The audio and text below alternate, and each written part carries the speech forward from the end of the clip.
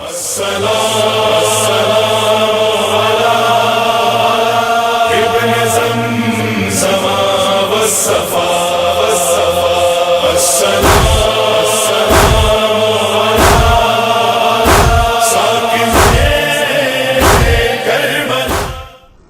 باللہ من الشیطان الرجیم بسم اللہ الرحمن الرحیم الحمد للہ رب العالمین والصلاة والسلام علی اشرف الانبیاء والمرسلین سیدنا و مولانا ابی القاسم محمد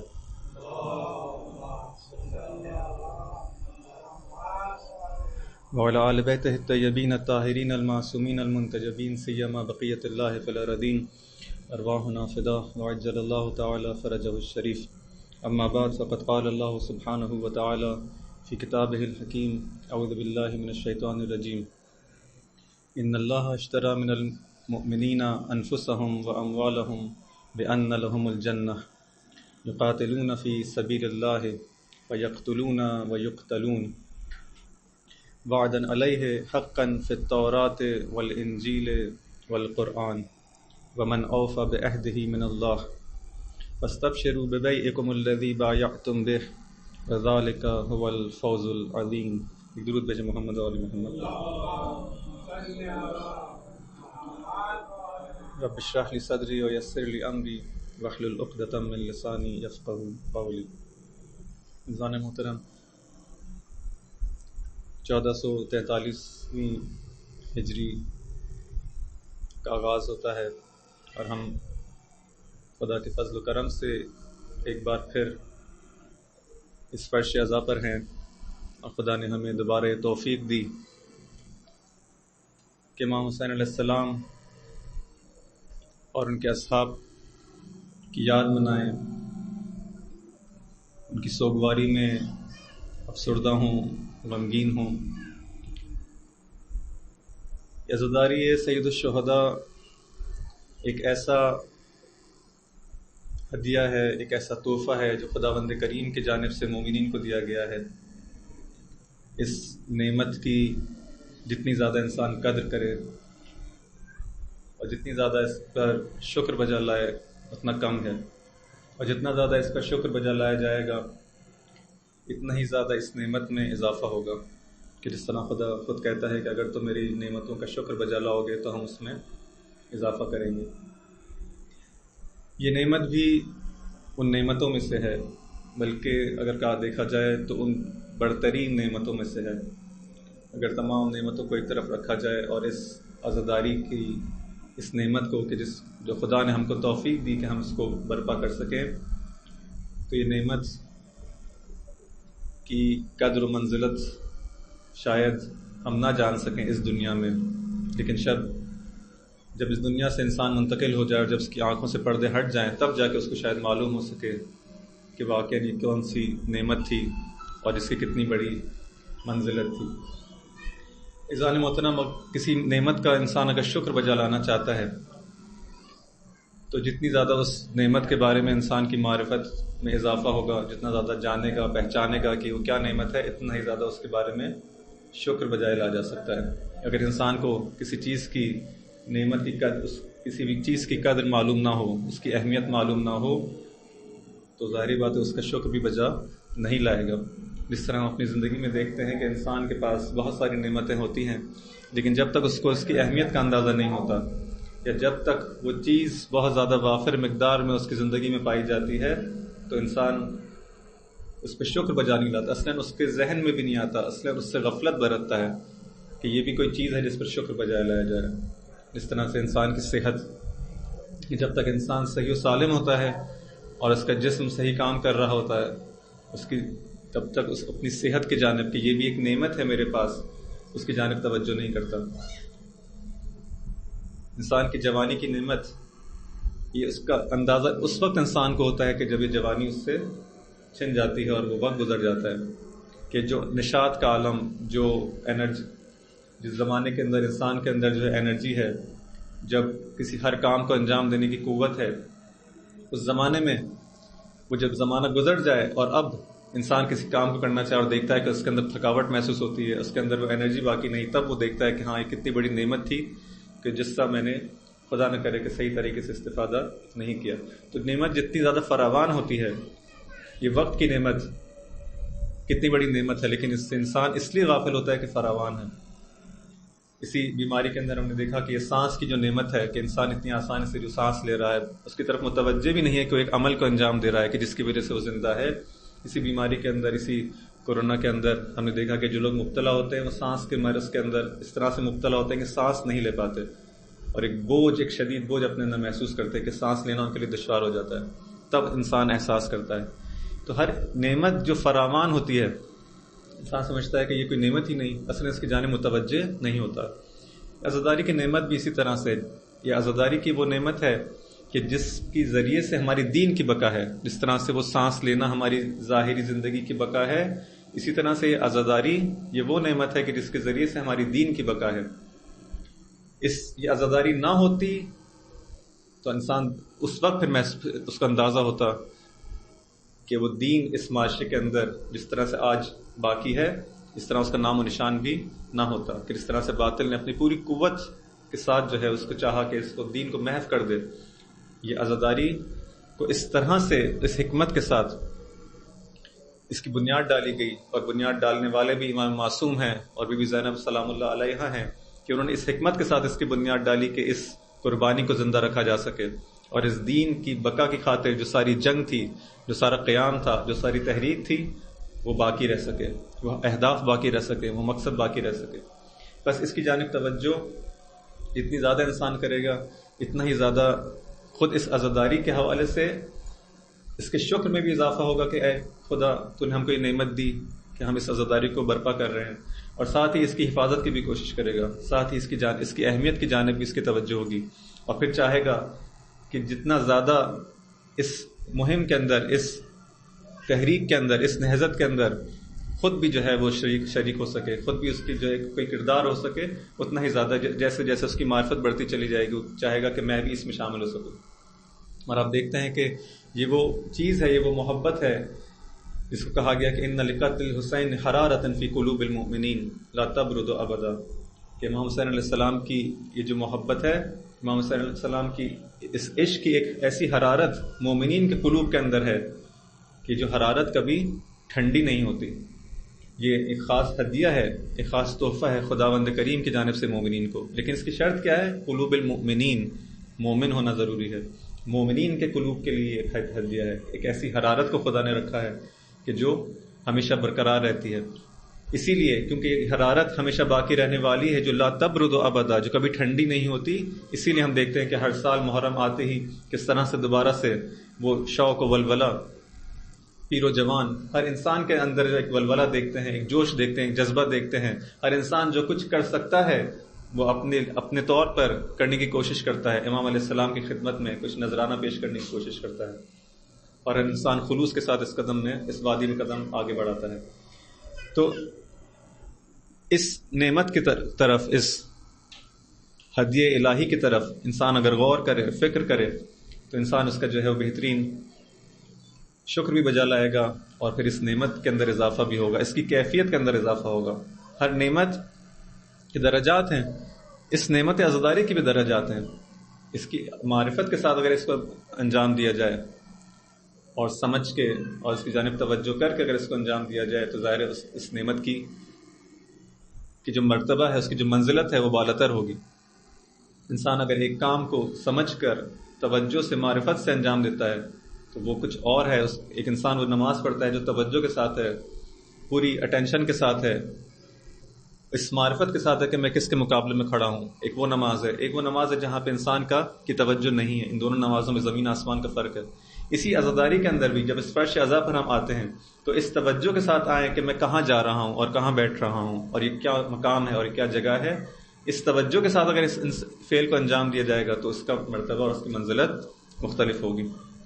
بس شکر خدا کا مقام ہے، اور بہت زیادہ شکر خدا کا مقام ہے. جو لوگ اس نعمت سے محروم ہیں، جو معاشرے اس نعمت سے محروم ہیں، آپ دیکھیں ان کی زندگیوں کے اندر کس قدر ایک طرح سے دیکھا جائے کہ کوئی دین کے لیے، خدا کے لیے، ان معنویات کے لیے، ان ویلیوز کے لیے، ان اقدار انسانی کے لیے ان کے اندر کوئی جگہ نہیں پائی جاتی. ایسا لگتا ہے جیسے وہ خشک ہو چکے ہیں، ایک حیوانی زندگی گزار رہے ہوں۔ اگر ہمارے اندر یہ احساسات ہیں، ہمارے اندر اگر یہ انسانی جذبات ہیں، ہم اگر ظلم کے مقابلے میں آواز بلند کرتے ہیں، ہم اگر مظلوموں کا ساتھ دینے کی کوشش کرتے ہیں، سب کچھ کہاں سے آیا ہے؟ یہ سب کچھ یہی اسی تحریک کربلا سے، اسی واقعہ کربلا سے ہم نے سیکھا ہے۔ آج کیوں ایسا ہوتا ہے کہ ایک دنیا کے ایک کونے کے اندر اگر مسلمانوں پر ظلم ہوتا ہے تو سب سے زیادہ جو آواز بلند کرنے والے ہیں وہ بظاہر ان کے ہم مسلک نہیں ہیں؟ اگر اہل سنت پہ بھی اگر جو ہے وہ ظلم ہوتا ہے، کہیں پر ستم ہوتا ہے، ان کا حق چھینا جاتا ہے، تو کیوں ہم آگے بڑھ کر ان کی مدد کرنے کی کوشش کرتے ہیں، ان کا ساتھ دینے کی کوشش کرتے ہیں؟ کیونکہ یہ جذبہ ہمیں اس تحریک کربلا سے ملا ہے، امام حسین علیہ السلام سے ملا ہے، جہاں پہ مظلوم کا ساتھ دینے کی ہم کو تاکید کی گئی ہے۔ کیوں باقی مسالک کے اندر، کیوں باقی مذاہب کے اندر، کیوں باقی ادیان کے اندر یہ چیز نہیں پائی جاتی؟ اس لیے کہ ان کے پاس امام حسین علیہ السلام نہیں ہے، ان کے پاس یہ نعمت نہیں ہے۔ بس اگر انسان چاہتا ہے اپنی زندگی کے اندر ایمانویت باقی رہے اور اس کے اندر زیادہ سے زیادہ جو وہ اور اس کے اندر اضافہ ہوتا چلا جائے اور اس تحریک کے اندر وہ حصہ لے سکے اور جن اہداف کے لیے امام حسین علیہ السلام نے قیام کیا تھا ان اہداف کی جانب حرکت کر سکے، تو اس عزاداری یہ ذریعہ ہمارے لیے قرار دیا گیا ہے کہ اگر آج بھی ہم چاہیں امام علیہ السلام کی نصرت کرنا تو اسی مکتب کے ذریعے سے، اسی سسٹم کے ذریعے سے ان کی مدد کر سکتے ہیں۔ اگر ہمارے اندر یہ خواہش ہے کہ ہم اس زمانے میں ہوتے تو امام علیہ السلام کی مدد کرتے اور نصرت کرتے، تو آج میں کیسے امام علیہ السلام کی نصرت کر سکتا ہوں؟ اس زمانے کا جو فاصلہ ہے کہ مجھے اس زمانے نے اپنے امام سے جو جدا کیا ہوا ہے کہ میں اس 1400 سال پہلے کے اس واقعے کے اندر موجود نہیں ہو سکا، آج اگر میں چاہوں تو کہ امام علیہ السلام کی کمک کر سکتا ہوں، کیا میں ان کی نصرت کر سکتا ہوں؟ جی ہاں، اسی سسٹم کے ذریعے سے، اسی عزاداری کے ذریعے سے۔ کس طرح؟ یہ کب ممکن ہوگا؟ کہ جب عزاداری کے اہداف وہی ہوں گے جو امام حسین علیہ السلام کے اہداف تھے۔ اگر یہ دونوں اہداف ایک ہو جائیں تو پھر اس زمانے کی جو قید ہے، یہ جو دوری ہے، یہ ختم ہو جائے گی۔ اگر میری زندگی کا ہدف بھی وہی ہو جائے کہ جو امام علیہ السلام کے زندگی کا ہدف تھا، اور میں آج وہی کام کروں جو امام علیہ السلام نے اس زمانے میں کیا اور جو چاہتے تھے، اور ان کے ہر اس فعل کے اوپر راضی رہوں، تو در حقیقت میں اس زمانے کے اندر اگر ہوتا تو امام علیہ السلام کے ساتھ ہوتا۔ اس کو اگر ہم سمجھنا چاہیں تو آج اپنے اس فعل سے سمجھ سکتے ہیں۔ عزیزان محترم، یہ جو عزاداری کے اندر جو سب سے اہم ترین اس کا جو عنصر ہے، جو واقعاً انسان کی تطہیر کا باعث ہے، انسان کی طہارت کا باعث ہے، طہارت روح کا باعث ہے، وہ اشک ہیں، وہ آنسو ہیں کہ جو انسان کی آنکھوں سے نکلتے ہیں۔ وہ در حقیقت یہ آنسو اس عشق کی نمائندگی کرتے ہیں کہ جو اس کے انسان کے دل کے اندر امام علیہ السلام کے بارے میں ہے، جو انسان کا جو عشق اور جو محبت ہے امام حسین علیہ السلام سے۔ آپ دیکھیں کہ انسان بہت سارے کام جو ہے وہ اپنے اختیار سے کر سکتا ہے۔ جب میں چاہوں کھا پی سکتا ہوں، چل سکتا ہوں، بیٹھ سکتا ہوں، بہت سارے کام کر سکتا ہوں، ہنس سکتا ہوں، لیکن میں اپنے اختیار سے آنسو نہیں بہا سکتا۔ اگر آپ کہیں کسی شخص سے کہ تم اس وقت جو ہے وہ اپنی گریہ کر کے دکھاؤ، جب تک اس کا دل ساتھ نہ دے، جب تک کہ دل اس کا ساتھ نہ دے، اس کی آنکھوں سے آنسو جاری نہیں ہو سکتے۔ ان آنسوؤں کا ہمارے قلب کے ساتھ ایک گہرا رابطہ ہے، ایک ڈائریکٹ لنک ہے۔ جب تک یہ قلب آمادہ نہ ہو اور جب تک اس قلب کے اندر کچھ ایسی چیز نہ ہو، کچھ ایسی چیز رونما نہ ہو، جب تک یہ آنسو جاری نہیں ہو سکتے۔ بس جیسے ہی امام حسین علیہ السلام کے غم کے اندر یہ آنسو جاری ہوں تو سمجھ لیں کہ یہ وہ وقت ہے کہ جب اتصال کا وقت ہے، جب آپ امام علیہ السلام سے نزدیک ہیں، اور یہ وہ وقت ہے کہ جب انسان جو ہے اپنے امام سے قربت کو اور اپنے امام سے اور خدا سے اس چیز کو طلب کرے کہ اس عشق کے اندر اضافہ ہو، اس محبت کے اندر اضافہ ہو، اور یہ جو حرارت ہے یہ اس میں اور اضافہ ہو، یہ آنسو کبھی خشک نہ ہو۔ یہ وہ وقت ہے اتصال کا، یہ وہ وقت ہے اس آرزو کا کہ انسان آرزو کرے اور امام علیہ السلام سے اپنی اس وفا کا، اس عہد کو دوبارہ تجدید کرے، اور اس خواہش کا اظہار کرے، اس آرزو کا اظہار کرے کہ اے کاش میں آپ کے ساتھ ہوتا۔ یہ وقت انسان اپنے ہاتھ سے نہ جانے دے۔ انسان کی زندگی کے اندر جو لمحات آتے ہیں، اس فرش عزا پر بیٹھ کر جب انسان کا دل مضطرب ہوتا ہے، پریشان ہوتا ہے اور آمادہ ہوتا ہے، یہ بہترین وقت ہے انسان کی روح کی طہارت کا۔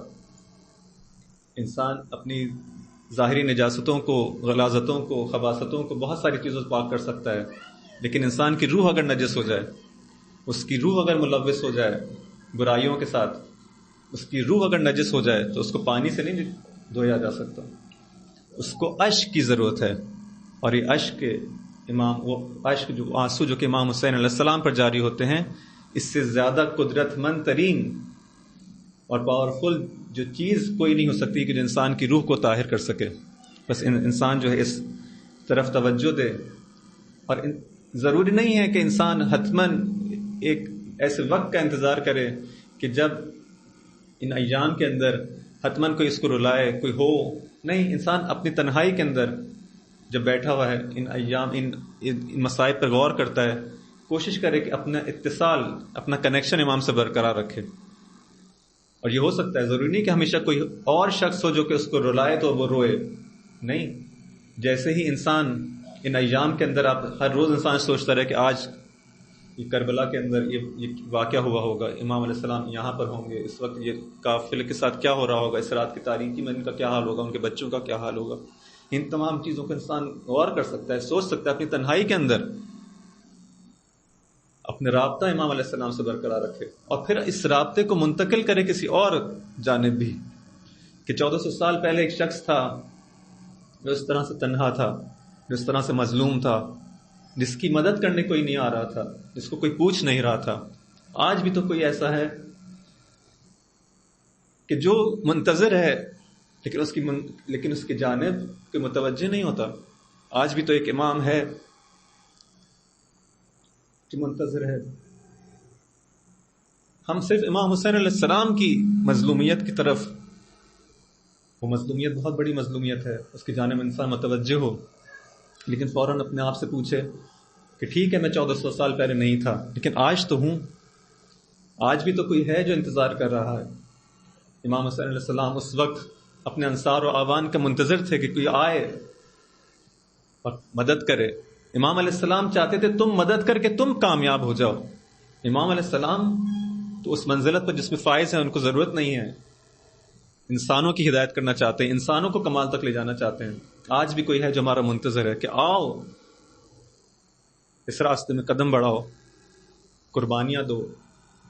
ہاں یہ راستہ سخت ہے، لیکن ہم کو اس راستے کی سختی کو آسان اگر ہم کرنا چاہیں، اور اس راستے کی جو دشواریاں ہیں اگر ہم چاہتے ہیں کہ سہل ہو جائیں، تو ایک واقعہ کربلا ہمارے لیے بہت زیادہ مددگار ثابت ہوتا ہے، کہ جس کے اندر ہم کو ہر قسم کا کردار نظر آتا ہے.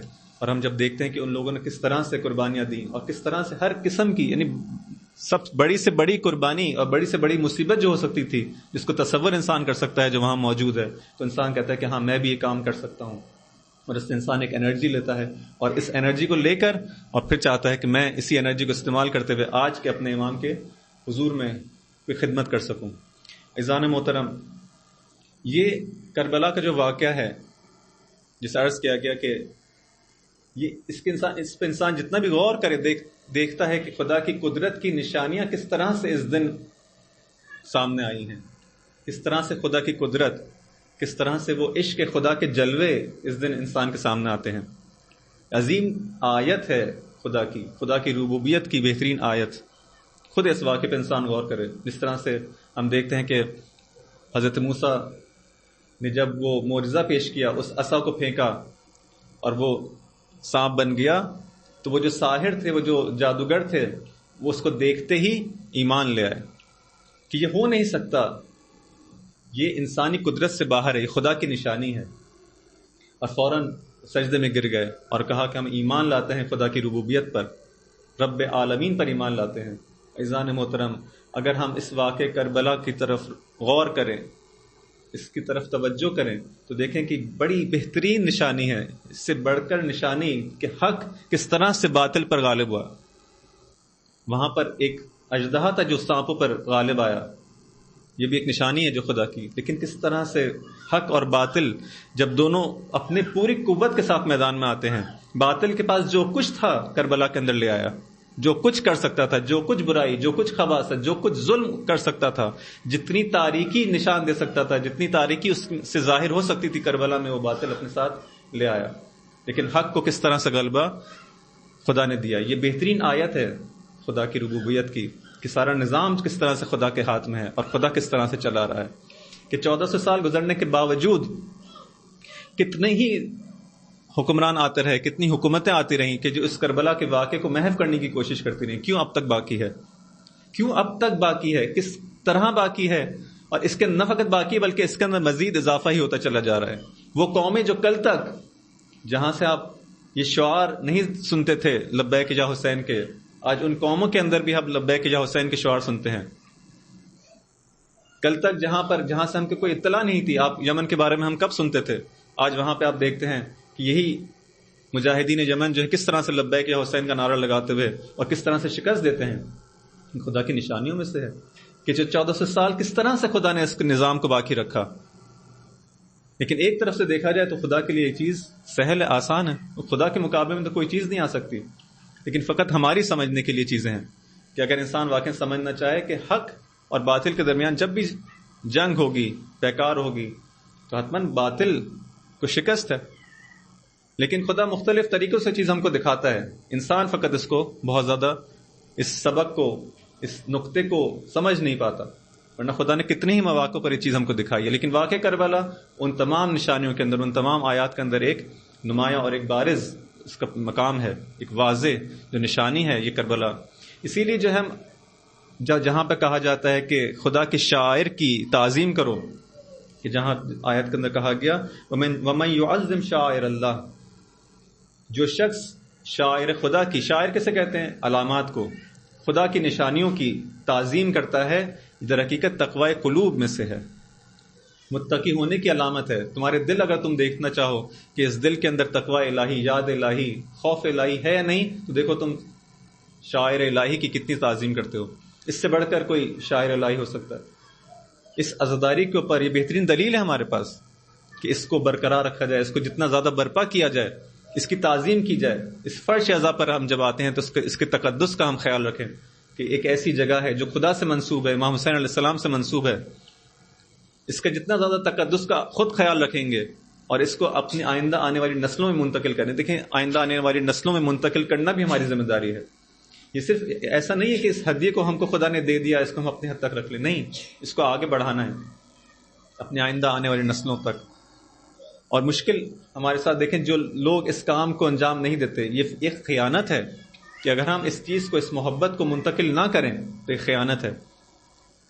ایک ہدیہ آپ کو دیا گیا, ایک امانت آپ کو دی گئی ہے, بلکہ ہدیہ نہیں ہے کہ آپ تک ہو اور آپ جس میں جو کچھ کرنا چاہیے, نہیں, ایک امانت ہے. اس امانت کو منتقل کرنا ہے. بہت سے لوگ جو کہ مغربی معاشروں کے اندر ہیں, وہاں بتاتے ہیں کہ وہاں پہ رہنے والے بعض جوان جو ہیں جو اسی معاشرے کے اندر پلے بڑے ہیں, جن بچوں پہ, جن جوانوں پہ کام نہیں کیا گیا اور یہ چیز کو منتقل نہیں کیا گیا, اب وہ سوال کرتے ہیں مصائب کے بعد, مصائب کے دوران, کہ آخر آپ لوگ اس چیز میں روتے کیوں ہیں, گریہ کیوں کرتے ہیں؟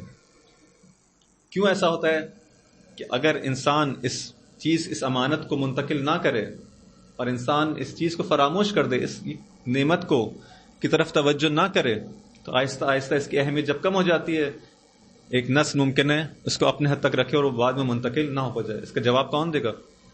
اس کی ذمہ داری ہے ہماری کہ اس کو بہترین طریقے سے منتقل کر سکیں. جب منتقل کرنے کی بات آتی ہے کہ اس کو منتقل کرنا ہے آگے, تو پھر ہماری کچھ اور بھی ذمہ داری بن جاتی ہے کہ جس طرح زمانہ چینج ہوتا ہے, اگر آپ اس عزاداری پر ہونے والے اشکال اور شبہات کا جواب نہ دے سکیں, ممکن ہے دشمنوں کی جانب سے جن کی خواہش ہے کہ جو ہمیشہ سے چاہتے ہیں کہ اس عزاداری کو ختم کیا جائے, کیونکہ اس عزاداری کی وجہ سے دین کی بقا ہے. ہم شاید اس حقیقت کو نہیں سمجھتے, دشمن ہم سے بہتر سمجھتا ہے کہ دین کی بقا جو اب تک ہوئی ہے اور اب تک اس طرح سے باقی ہے, نہ فقط تشیع کی بقا, کل عالم اسلام کی بقا اسی عزاداری کے ذریعے سے ہے. تو وہ نہیں چاہتا کہ اس کے اندر طرح طرح کے جو ہے شبہات سامنے لائے جاتے ہیں. اگر ہم توجہ نہیں کریں گے اور غور نہیں کریں گے ان سازشوں کی جانب, تو ممکن ہے ہم اس امانت کے اندر کوتاہی کریں اور اس کے اندر خیانت کے مرتکب ہوں. اس عزاداری کو اسی طرح سے اگر ہم انجام دیں کہ جس طرح سے ائمہ معصومین نے انجام دیا, اور اس کو اسی طرح سے اپنی آئندہ آنے والی نسلوں کے اندر منتقل کریں, تو یہ ہمیشہ محفوظ رہے گی. اس عزاداری کے اندر دو اہم ترین وہ چیزیں ہیں کہ جس نے اس کو ہمیشہ اب تک جو ہے وہ باقی رکھا ہے. ان کو باقی رکھیں، ان پہ توجہ دیں، ان کو ہاتھ سے نہ جانے دیں. ایک عزاداری کا وہ احساساتی پہلو ہے، وہ جذباتی پہلو ہے، وہ گریہ ہے، وہ اشک ہے. اس کربلا کے اندر وہ مناظر ہیں اس شجاعت کے، ایثار کے، قربانی کے، وفا کے، اس عشق بے خدا کے.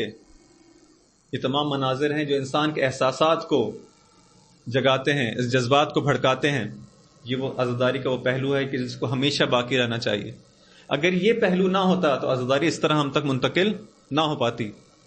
ایک بچہ جو باہر روڈ پر سبیل لگا رہا ہے، ایک جوان جو کہ کسی ماتمی انجمن کے اندر ماتم کر رہا ہے، اس کو نہیں پتا صبح کب ہوتی ہے، رات کب ہوتی ہے، پورا دن اس نے لگایا ہوا ہے، پورے 2 مہینے اس کام میں لگا ہوا ہے، اس شوق کے ساتھ، بغیر کسی کے کہے ہوئے، بغیر کسی کی ترغیب دلائے ہوئے، اپنے شوق سے.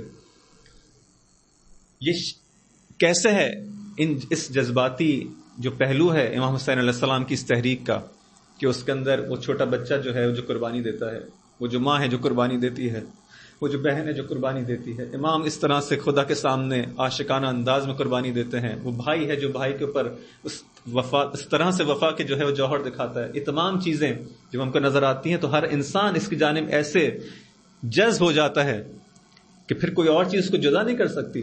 اس کو کتنا ہی آپ کہیں کہ تم تھک جاؤ گے اب گھر چلے جاؤ، اس کو اصل تھکن کا احساس نہیں ہو رہا، کیونکہ وہ جذب ہو چکا ہے. کوئی چیز ہے جو اس کو کشش اس کے اندر اس کو اپنی جانب کھینچ رہی ہے. اس کو باقی رہنا چاہیے، اس جذباتی پہلو کو. دوسری وہ چیز ہے کہ جو عقلانیت ہے، جو اس عزاداری کے اندر وہ بصیرت کا پہلو ہے، جو علمی پہلو ہے، اس کو بھی باقی رہنا چاہیے. وہ جو امام علیہ السلام کا دشمن کے سامنے اتمام حجت کرنا ہے، جو اپنے مقاصد کو بیان کرنا ہے، جو اس دین کی تعلیمات کے لیے جو امام علیہ السلام نے جگہ جگہ پر جو خطبے ارشاد کیے کہ دین، حقیقت دین یہ ہے، میں نے اس لیے قیام کیا. ان تمام پہلوؤں پر بھی جو انسان کی توجہ ہونی چاہیے کہ انسان کو معلوم ہو کہ وہ کس کام کے لیے جو ہے وہ قدم بڑھا رہا ہے. اس کو انرجی بھی چاہیے اور اس کو وہ دلیل اور وہ برہان قاطع بھی چاہیے. وہ برہان بھی اس کے پاس ہو، وہ دلیل بھی اس کے پاس ہو، وہ علم بھی اس کے پاس ہو، وہ عقل اور عقلانیت بھی اس کے پاس ہو، اور ساتھ میں اس کو پش کرنے کے لیے اور اس کو انرجائز کرنے کے لیے اور اس کو تشویق دلانے کے لیے اور اس کو حرکت میں لانے کے لیے وہ جذبات بھی انسان کے پاس ہوں، وہ اشک بھی انسان کے پاس ہوں. یہ اشک انسان کو کے اندر یہ قدرت پیدا کرتے ہیں، قوت پیدا کرتے ہیں کہ اس راستے کے اندر بغیر کسی لرزش کے وہ قدم آگے بڑھاتا رہتا ہے. اس نعمت پر انسان جو ہے وہ توجہ کرے. یہ وہ چیز ہے، یہ جو کربلا کا واقعہ ہے، یہ بہترین ان ایام میں سے ہے کہ جس طرح سے عرض ہوا کہ جہاں پہ خدا کی قدرتیں، خدا کی قدرت جو ہے اپنے پورے وجود کے ساتھ، اپنے تمام تر نشانیوں کے ساتھ سامنے آتی ہے. ایسے ایام کو یوم اللہ کہا جاتا ہے. ایک ایسا دن جہاں پر قدرت خدا سامنے آ جائے، انسان کے لیے خدا کی نشانیاں واضح ہو جائیں، اس کو کہا جاتا ہے یوم اللہ ہے. قرآن کے اندر ایسے ایام کو نبی اکرم سے کہا جاتا ہے کہ ایسے ایام کو مومنین کو یاد دلائیں. وَذَكِّرْهُمْ بِأَيَّامِ اللَّهِ إِنَّ فِي ذَلِكَ لَآيَاتٍ لِكُلِّ صَبَّارٍ شَكُورٍ. اے رسول، ان کو ایام خدا کی، ایام اللہ کی یاد دلائیں، تذکر دیں، ان کو بتائیں کہ دیکھو تاریخ کے اندر اس طرح کے واقعات ہوئے ہیں، یہ ایام ان کے سامنے ہونے چاہیے. یہ تعلیمات قرآنی ہیں.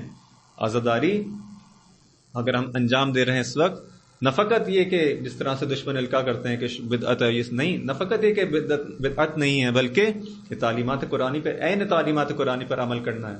یہ شاعر خدا کی تعظیم ہے، تقوی قلوب کا باعث ہے، تقوی قلوب کی نشانی ہے. ایک درود بھیجے محمد و آل محمد پر.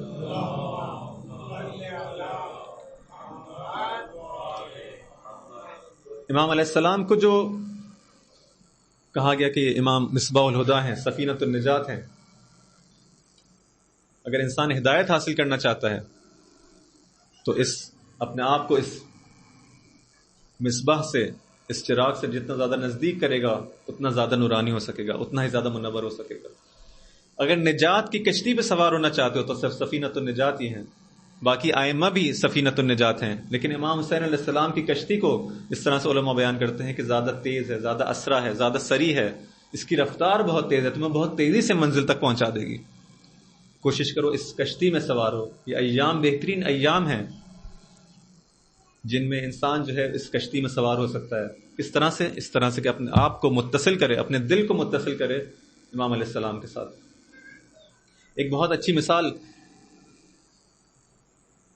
اگر انسان چاہتا ہے کہ کسی درخت کے اوپر، جیسا آپ نے دیکھا کہ بچے جو ہیں یا کوئی شخص جو ہے وہ کسی درخت کے اوپر کوئی پھل ہے، اس کی اونچائی کے اوپر جو ہے کوئی پھل اس کو حاصل کرنا چاہتا ہے، وہاں تک پہنچنا چاہتا ہے، کس طرح سے پہنچے گا وہاں تک؟ اس کو وہ ڈائریکٹ تو وہاں پہ جمپ نہیں کر سکتا. وہ دیکھتا ہے کہ سب سے نزدیک ترین جو شاخ ہے اس کو پکڑتا ہے اور اس کی مدد سے جو ہے پھر آہستہ آہستہ جو ہے وہ وہاں تک پہنچتا ہے. وہ تشبیہ دیتے ہیں کہ امام حسین علیہ السلام اسی طرح نزدیک ترین جو ذریعہ ہے ہمارے پاس ہدایت کا، اس کو تھام لو، تم کو جلد وہ ہے منزل تک پہنچا دے گا. انہی ایام اعزا کے اندر جب دل منقلب ہوتے ہیں، یہ بہترین موقع ہے انسان اس وقت جو ہے اپنی جانب متوجہ ہو. ان مصائب کے دوران جب انسان کی آنکھوں سے اشک جاری ہوتے ہیں، اس وقت اپنے امام سے کلام کرے. ایسا نہیں ہے کہ انسان جو ہے اس وقت کہے کہ اب یہ بہترین موقع ہے جب میری آنکھوں سے آنسو جاری ہوئے ہیں، میرا قلب جو ہے منقلب ہو گیا ہے، تو یہ دعا کی قبولیت کا وقت ہے اور اپنے لیے جو ہے وہ اسی دنیا کے دوبارہ سے آرزو کرنا. نہیں، یہ تو ضائع کرنے کی بات ہے اپنے اس بہترین موقع کو، کہ جب خدا چاہتا ہے تم اس کے نزدیک ہو جاؤ، تم اپنے دل کو منور کر لو، اس مصباح الہدا سے منور ہو جاؤ. ہم انسان کسی اور چیزوں کی طرف متوجہ نہیں، اسی وقت اپنے آپ کو متوجہ کریں، اپنے امام سے متصل کرنے کی کوشش کریں، عہد کریں. اس وقت یہ وہ وقت ہے کہ جب انسان جو ہے جب اس کی آنکھوں سے اشک جاری ہوں، تب امام علیہ السلام سے عہد کرے کہ آئندہ کی زندگی کے اندر میری کوشش یہ ہوگی کہ وہ کام کر سکوں کہ جو 1400 سال پہلے آپ کے اصحاب نے انجام دیا، تاکہ میں بھی اس فوز عظیم پر فائز ہو سکوں. جس چیز کو ان چند نشستوں کے لیے، ان چند مجالس کے لیے جس کا موضوع کا انتخاب کیا گیا ہے، یہ جملہ ہے مشہور و معروف جملہ جو احادیث میں بھی ملتا ہے، زیارات کے اندر بھی ہم کو بتایا گیا ہے اور تعلیم دی گئی ہے کہ اس طرح سے اس آرزو کا اظہار کروں. کیا آرزو ہے ہماری؟ یا لیتنی کنت معہم فافوز فوزا عظیما. اے کاش، یا لیتنی عربی کے اندر اس آرزو کے اظہار کے لیے ہوتا ہے. جب انسان کسی چیز کی آرزو کرتا ہے، اے کاش یہ ہو جاتا. یہ آرزو ہے یا لیتنی. کس چیز کی آرزو ہے؟ کہ میں بھی چاہتا ہوں اس فوز عظیم پر فائز ہوں. اب یہ فوز عظیم پر انسان کیسے فائز ہوگا؟ اس کے لیے کہا گیا کہ کنت معہم، کہ میں آپ کے ساتھ ہوتا. اس فوز عظیم پر فائز ہونے کے لیے ضروری ہے کہ انسان ہمراہی کرے. کس کی ہمراہی کرے؟ اپنے امام علیہ السلام کی ہمراہی کرے. خلاصہ پوری ان مجالس کا یہی کہ جملہ ہے کہ یہ آرزو ہمارے اندر ہو کہ میں اس فوز عظیم پر، اس عظیم کامیابی پر فائز ہونا چاہتا ہوں کہ جس پر آپ فائز ہوئے. اور اس کا طریقہ یہ ہے کہ میں اپنے امام کی ہمراہی کر سکوں. جس طرح سے آپ نے اپنے امام کی مدد کی، نصرت کی، میں بھی اس طرح سے کام انجام دے سکوں. بس راستہ اس آرزو سے لے کر اس نتیجے تک پہنچنے کا. البتہ یہ بات بھی انشاءاللہ بیان ہوگی کہ در حقیقت نتیجہ ہے یا کچھ اور ہے. جو ہم کہہ رہے ہیں کہ یا لیتنی کنت معہم فافوز، بس میں فائز ہو جاؤں، کہ یہ ایک نتیجہ ہے؟ کیا میں کسی کامیابی پہ فائز ہونا چاہ رہا ہوں یا یہ کچھ اور ہے؟ انشاءاللہ اس پہ گفتگو ہوگی. لیکن یہ جو سفر ہے اس کے اندر جو ضروری ہے، یہ یہاں تک کیسے پہنچے گا انسان؟ اپنے امام کی ہمراہی کے ساتھ، ان کا ساتھ دے، ان کے ہمراہ ہو جائے، نہ آگے بڑھے نہ پیچھے رہے، ساتھ ساتھ. یہ جو ساتھ دینا ہے، یہ جملہ تو بہت ہی چھوٹا ہے، یا لیتنی کنت معہم فافوز معہم فوزا عظیما، بہت ہی چھوٹا جملہ ہے، لیکن اس کے پیچھے ایک دنیا ہے مطالب کی کہ کس طرح یہ ہوگا. اتنا ہی آسان ہے یا اتنا ہی سخت ہے؟ آیا قرآن نے اس کے بارے میں کچھ بیان کیا ہے، یا یہ ایک ایسی چیز ہے کہ جو نہیں؟ ہم کو اس کے قرآن کے اندر بھی اس کے اوپر یہی چیز جو ہے وہ واضح طور پر ملتی ہے. جس آیت کو سرنامہ کلام بنایا گیا، سورہ توبہ کی آیت نمبر 111، ارشاد ہوتا ہے ان اللہ اشتری من المؤمنین انفسهم واموالهم بان لهم الجنہ. خدا نے مومنین سے خرید لیا ہے ان کے نفوس کو اور ان کے اموال کو، ان کی جانوں کو اور ان کے اموال کو، اس چیز کے بدلے کہ ان کو جو ہے جنت دی جائے گی. اپنی جانوں کو دے دو، اپنے اموال کو دے دو، یہ جنت جو ہے وہ تم لے لو. بس خدا نے معاملہ کیا. ان اللہ اشترا، خدا نے خریدا ہے. ایک دفعہ انسان ہے جو کہ آگے بڑھ کے معاملہ کرتا ہے، ایک دفعہ خدا معاملہ کرتا ہے. خدا آتا ہے اور کہتا ہے میں تم سے معاملہ کرنا چاہتا ہوں. بہت بڑا مقام ہے خدا انسان سے معاملہ کرنا چاہتا ہے. ان اللہ اشترى من المؤمنین انفسهم واموالهم بان لهم الجنہ.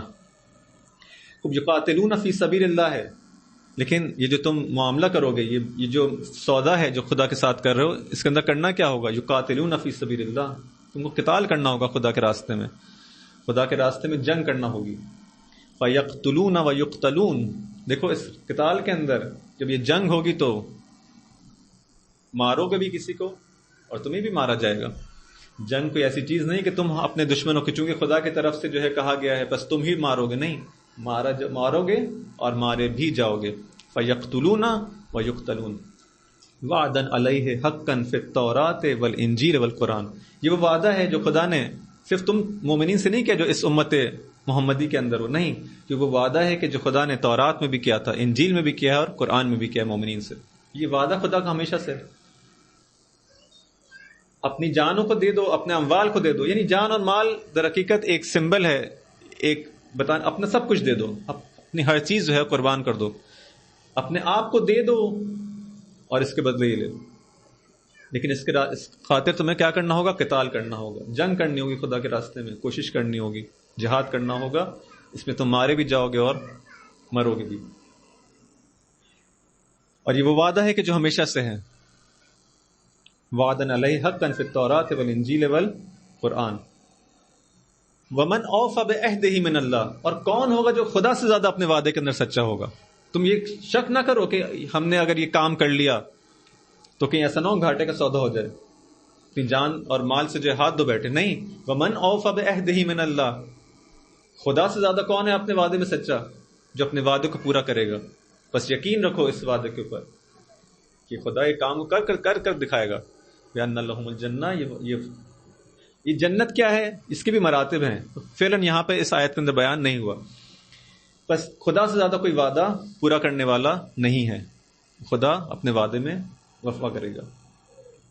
وَاسْتَبْشِرُوا بِبَيْعِكُمُ الَّذِي بَایَعْتُم بِهِ، اور اے لوگوں بشارت ہو تم کو، وہ لوگ تم میں سے البتہ جو مومنین اس کام کو انجام دیں اور اس سودے کو خدا کے ساتھ انجام دیں، اس معاملے کو انجام دیں، بس ان لوگوں کو بشارت ہو کہ کیا بہترین معاملہ کیا تم نے. فَاسْتَبْشِرُوا بِبَيْعِكُمُ الَّذِي، اس بیع کے اوپر، اس خرید و فروش کے اوپر جو تم نے انجام دیا، اس معاملے کو جو تم نے انجام دیا، تم کو بشارت ہو، بہترین معاملہ تم نے کیا.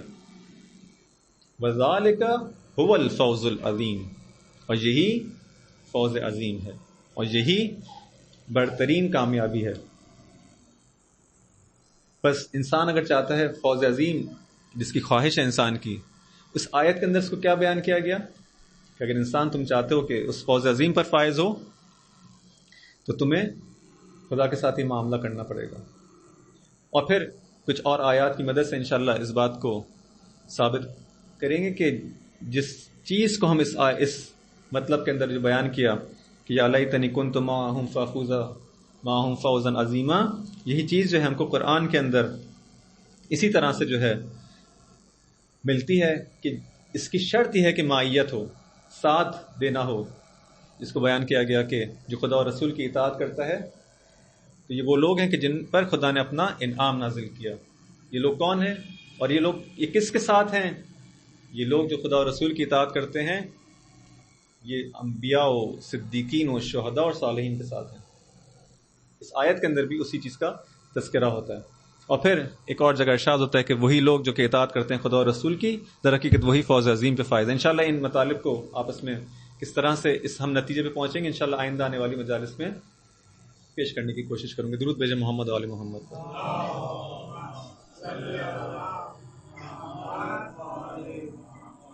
اذان محترم، اس فوز عظیم تک پہنچنے کے لیے جو راستہ اس کا انتخاب کیا گیا اس طرح سے بیان ہو آپ کے سامنے موجود ہے.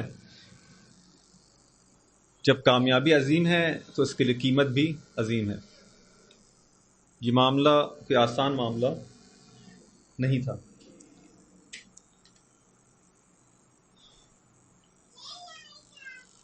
جو فوز عظیم تک پہنچنے کے لیے جو قربانیاں دی گئیں اور جن مشکلات کو برداشت کیا گیا، جن مصیبتوں کو سہا گیا، جیسے جیسے ہم اس محرم کے اندر داخل ہوتے ہیں اور اپنے قلوب کو متصل کرنے کی کوشش کرتے ہیں، یاد کرتے ہیں اس وقت کو کہ جب امام علیہ السلام پر وہ مشکل کا وقت جیسے جیسے نزدیک آ رہا تھا، جیسے جیسے آپ اپنے دل کے اندر ان ایام کو لے کر آئیں، اس پر توجہ کریں، تو آپ کا اتصال امام علیہ السلام سے زیادہ ہو سکے گا۔ کوشش کریں کہ توجہ کریں کہ وہ کون سا ایام ہے، کون سی راتیں ہیں کہ جن کے اندر ہم اس وقت موجود ہیں، اور انہی ایام اور انہی راتوں کی طرح وہ کون سی راتیں تھیں، وہ کون سے دن تھے کہ جہاں پر یہ واقعات رونما ہوئے ہیں۔ ایک دن امام رضا علیہ السلام کے پاس ان کے صحابی ریان ابن شبیب آتے ہیں۔ محرم کی پہلی تاریخ تھی۔ امام علیہ السلام ابن شبیب سے سوال کرتے ہیں کہ ابن شبیب، تمہیں معلوم ہے یہ کون سا مہینہ ہے؟ شبیب کہتے ہیں محرم کے ایام ہیں۔ امام علیہ السلام کہتے ہیں اے شبیب کے بیٹے، یہ محرم وہ مہینہ ہے کہ جاہلیت کے زمانے کے اندر بھی اس کا احترام کیا جاتا تھا۔ جاہلیت کے زمانے کے اندر بھی اس ماہ میں قتال نہیں کیا جاتا تھا، جنگ نہیں کی جاتی تھی، کسی کو مارا نہیں جاتا تھا جاہلیت کے زمانے میں۔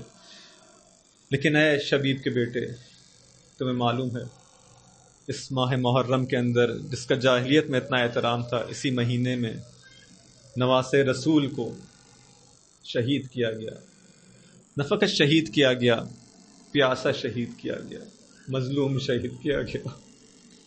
یہ کیا امت ہے؟ کس طرح سے یہ ممکن تھا کہ ایک ایسا وقت بھی آئے؟ عزیزان محترم، امام علیہ السلام کی جب ولادت ہوتی ہے اور رسول اللہ صلی اللہ علیہ وآلہ وسلم کی گود میں اس بچے کو دیا جاتا ہے، امام حسین علیہ السلام کو دیا جاتا ہے، رسول اللہ گریہ کرتے ہیں، آپ کی آنکھوں سے اشک جاری ہوتے ہیں۔ بی بی فاطمہ پریشان ہوتی ہیں کہ یہ تو خوشی کا موقع ہے، میرے بچے کی ولادت ہوئی ہے، بابا آپ گریہ کر رہے ہیں۔ رسول اللہ فرماتے ہیں بیٹی، ایک وقت آئے گا، ایک دن آئے گا جب اس بچے کو بھوکا اور پیاسا شہید کر دیا جائے گا۔ شاید جب فاطمہ نے اس خبر کو سنا ہوگا، پریشان تو ہوئی ہوں گی، شاید یقین نہ کیا ہو کہ یہ کیسے ممکن ہے، اس نواسے رسول کو، اس چاند سے بچے کو یہ امت شہید کر دے، وہ بھی بھوکا اور پیاسا شہید کر دے، یہ کیسے ممکن ہے۔ لیکن جب 11 ہجری کے اندر یہ امت اس دروازے پہ جمع ہوئی ہوگی اور اس دروازے کو آگ لگائی گئی ہوگی اور کہا گیا ہوگا کہ علی کو ہمارے حوالے کرو ورنہ ہم اس دروازے کو آگ لگا دیں گے، تب بھی فاطمہ کو یقین آ گیا ہوگا کہ ہاں وہ خبر جو بابا نے دی تھی، ایک دن وہ آئے گا جب یہ امت اس دروازے پہ آگ لگا سکتی ہے تو اس بچے کو بھی شہید کر سکتی ہے۔ اور ایسا ہی ہوا۔ 50 سال کے بعد 61 ہجری کے اندر جب وہ وقت آیا، جب خبر آئی کہ وہ ملعون اس دنیا سے جا چکا ہے، اور یزید نے امام علیہ السلام سے بیعت کا مطالبہ کیا، امام علیہ السلام نے بیعت کا انکار کیا اور اس مدینہ کو رخصت کرنے کے لیے آمادہ ہو گئے۔ لیکن یہ رخصت کرنا آسان نہیں تھا، کیسے اس مدینہ کو رخصت کرے، اس شہر کو کیسے رخصت کرے؟ 50 سال سے زیادہ کا عرصہ آپ نے اس شہر میں گزارا ہے۔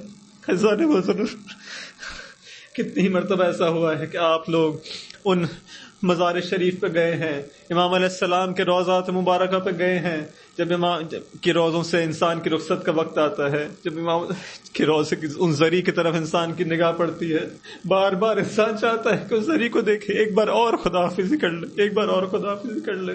وہ چند دنوں کے مہمان زائر، کتنے دن کے لیے ہم جاتے ہیں، چند دنوں کے لیے امام کے مہمان ہوتے ہیں، لیکن کس طرح سے ہمارا دل امام سے جڑ جاتا ہے، دل نہیں چاہتا کہ اس مقام سے خداحافظی کرے۔ کس طرح سے امام حسین علیہ السلام نے نانا کے رسول کی، اپنے نانا کے روضے سے خداحافظی کی ہوگی۔ تاریخ میں بیان کیا، امام علیہ السلام خداحافظی کے لیے گئے، نانا کے پاس گئے، سلام کیا، سلام کر کے نہیں معلوم کس طرح سے کہا ہوگا، اے نانا جانتے میں وہی حسین ہوں، میں وہی حسین ہوں، آپ کا نواسا، آپ کا نواسا آپ سے خدا حافظی کے لیے آیا ہے. اب وہ وقت آ گیا ہے کہ امت نے اس طرح سے بے وفائی کی ہے اور اس طرح سے جفا کی ہے کہ آج میں مجبور ہو گیا ہوں کہ آپ کے شہر کو خدا حافظی کروں. بالآخر خدا حافظی کرتے ہیں اور وہ وقت آتا ہے کہ جب حج کو بھی چھوڑنا پڑتا ہے. حج کو چھوڑ کے آگے بڑھتے ہیں. اپنے سفیر کو مسلم ابن عقیل کو کوفہ بھیجتے ہیں کہ جہاں سے خطوط موصول ہوئے ہیں کہ اے امام ہماری نصرت کے لیے آئے. مسلم ابن عقیل کوفہ میں وارد ہوتے ہیں. وارد ہونے کے بعد کتنے ہی لوگ ہیں، ہزاروں کی تعداد میں لوگ ہیں. جب امام کے سفیر کے جب آتے ہیں تو ان خوشی سے ان کا استقبال کرتے ہیں کہ امام کا سفیر آیا ہے. اب ہمارے لیے ہدایت کے راستے جو ہے کھل گئے ہیں.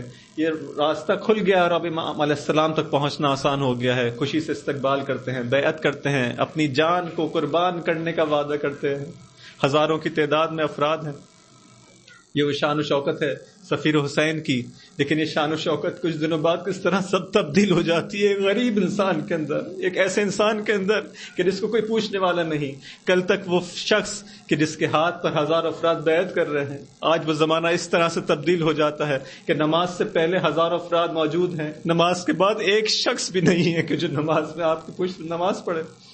اس طرح سے یہ شخص غریب، تنہا، اس کوفے کی تاریک گلیوں کے اندر سرگرداں کہ کوئی پناہ دے، لیکن کوئی پناہ دینے والا نہیں. اے امام، یہ کس طرح کی غربت ہے، یا آپ کا سفیر کس طرح سے پریشان.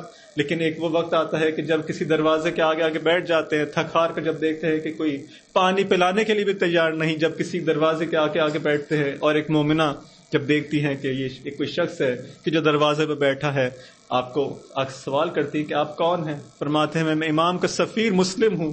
اس کوفہ کے اندر اگر کوئی شخص، کوئی ذات جس کے اندر مردانگی پائی جاتی تو یہ وہی خاتون تھی. وہ مرد نہیں معلوم کہاں تھے، تو امام کو کہ سفیر کو اس طرح چھوڑ کے چلے گئے تھے. لیکن یہ خاتون کے اندر کس قدر مردانگی تھی، کس قدر امام علیہ السلام سے وفا تھی. اس تنہائی کے اندر میں سوال کروں گا مسلم سے کہ آپ اگر اس وقت سوچ رہے ہوں کہ میں کس تنہائی کے اندر ہوں، تو میں آپ سے کہوں گا ایک اور شخص ہے جو کہ اس سے پہلے آپ سے زیادہ تنہا ہو چکا ہے. اسی طرح کی گلیاں ہیں، تاریک گلیوں کے اندر ایک وہ شخص بھی تھا جس کا نام علی ابن ابی طالب تھا. وہ آپ سے زیادہ غریب تھا اپنے ہی شہر میں. آپ تو کوفہ کے اندر مہمان تھے، وہ اپنے ہی شہر میں غریب تھا. سلام کرتے تھے، کوئی سلام کا جواب نہیں دیتا تھا. اس طرح سے علی ابن ابی طالب نے اس مدینہ کے اندر غربت کی زندگی گزاری ہے. اے مسلم ابن عقیل، آپ صرف اکیلے تنہا نہیں ہیں، فقط آپ اکیلے غریب نہیں ہیں. بالآخر امام کے سفیر کو جو ہے پناہ دی جاتی ہے. بالآخر صبح ہوتی ہے، جب معلوم ہوتا ہے کہ مسلم نے اس گھر میں پناہ لی ہے. فوج آتی ہے، مقابلہ کرتے ہیں، لیکن اس مومنہ کی حرمت پامال نہیں ہونے دیتے. باہر آ کے مقابلہ کرتے ہیں اور بالآخر زخمی حال میں ان کو گرفتار کیا جاتا ہے. اسیر حالت کے اندر جب ابن زیاد کے دربار میں لے آیا جاتا ہے تو امام کا سفیر، وہ غیرت مند سفیر سلام نہیں کرتا.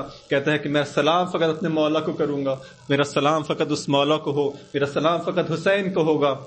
بالآخر امام علیہ السلام کے سفیر کو دارالامارہ پہ لے آیا جاتا ہے اور کہا جاتا ہے کہ اس کو شہید کر دیا جائے، اس کا سر قلم کر دیا جائے. پہلے چاہتے ہیں کہ کچھ پانی اس تشنگی کو دور کر سکیں، پانی کا مطالبہ کرتے ہیں. لیکن یہ سفیر اس شخص کا سفیر ہے کہ جس کو تشنا شہید کیا گیا. آپ کو بھی پانی نصیب نہیں ہوا، پانی پینا چاہتے ہیں لیکن خون سے آلودہ ہو جاتا ہے. یہ امام کا سفیر بھی اسی پیاس کے عالم میں اس دنیا سے رخصت ہو جاتا ہے. الحمدللہ رب العالمین. اے خدا ہماری اس قلیل سی عبادت کو قبول فرما. اے خدا ہمیں توفیق عطا فرما کہ اس عزاداری کے ذریعے سے امام علیہ السلام کی نصرت کر سکیں. ہمارا شمار امام حسین علیہ السلام کے ناصران میں سے بھی ہو اور اسی عزاداری کے ذریعے سے ہم اپنے زمانے کے امام کی بھی نصرت کر سکیں. اے خدا اس زمانے کے اندر جو مشکلات ہیں دین پر، جو مشکلات ہیں مومنین جن مشکلات کے اندر مبتلا ہیں، ان مشکلات کو برطرف فرما. اے خدا اس دین کی حمایت کے لیے اور اس کی نصرت کے لیے جو لوگ بھی اس دنیا کے اندر برسر پیکار ہیں، وہ لوگ جو کہ محاذ جنگ پر ہیں، جو لوگ جو قلم سے اب جہاد کر رہے ہیں، جو زبان سے جہاد کر رہے ہیں، ہر قسم سے جہاد کر رہے ہیں، ان تمام کو اس راستے کے اندر ان کی نصرت و کامیابی عطا فرما. اے خدا ہمیں بھی اپنی ذمہ داریوں کو بہترین طرح سے سمجھنے اور اس کو بہترین طرح سے انجام دینے کی توفیق عطا فرما. مراج اعظام اور رہبر معظم کی حفاظت فرما. اے خدا اس خون پاک کا بدلہ لینے کے لیے اپنی آخری حجت کے ظہور میں تعجیل فرما اور ہمیں ان کے بہترین اصحاب انصار میں شامل فرما.